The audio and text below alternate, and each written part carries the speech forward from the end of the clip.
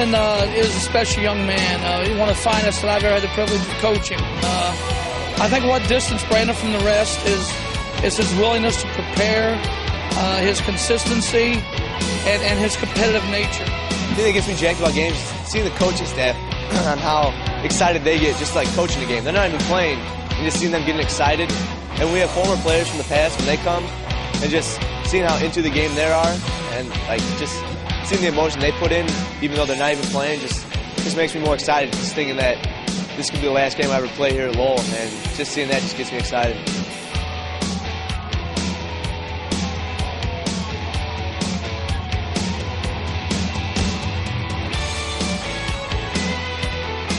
Well, I think the difference basically isn't really in performance. I think the difference may be in expectations. I remember when Brandon first went out there against Crown Point, what he was able to do instantly was a surprise to a lot of people. We knew his talents, but being a sophomore, we kind of figured he was still mentally, a little bit away from being a varsity player on a consistent level.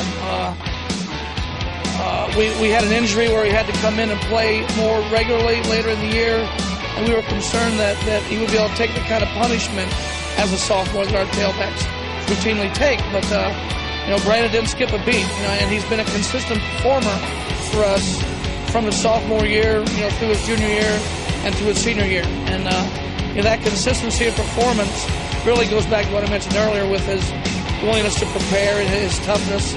He's just been a great player for us for the past 3 years. I just learned how to finish runs better. My legs have gotten stronger over the years, and I just can read my blocks better. Just knowing the offensive scheme of plays, that's what made me better over the past 2 years. Really, Coach Stewart, when we go against scout team defense, Coach Stewart just tells the whole defense fly to the ball no matter where it goes, and we just follow the ball, and that's how we plan against other teams. So our hardest team is basically our scout team to play all week. Markman's going to give it to right on the bubble screen left side. Nice run! Great tackle out there by Brandon Grubbe.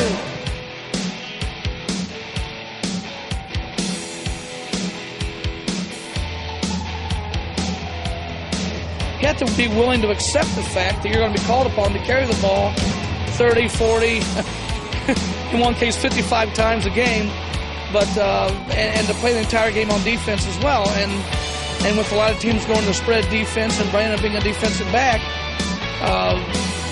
he's going to have to run around a lot defensively. So, he's not in a position where he can take breaks. Actually, I kind of like it because it makes me feel like I'm more into the game. I'm not really missing too much of it.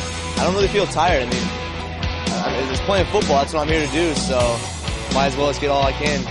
14-3 and Drain for now. Grubbe the handoff right side. This time he leaps across and into the end zone. Touchdown Lowell. Brandon Grubbe, a 1-yard touchdown run.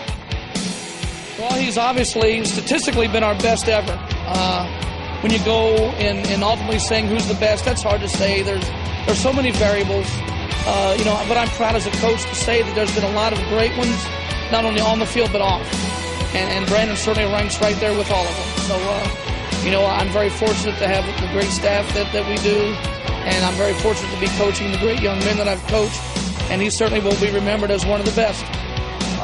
Just all the advice, all the adversity we faced playing Lowell football. I mean, there's nothing else better. It prepares you for life like no other thing in the world.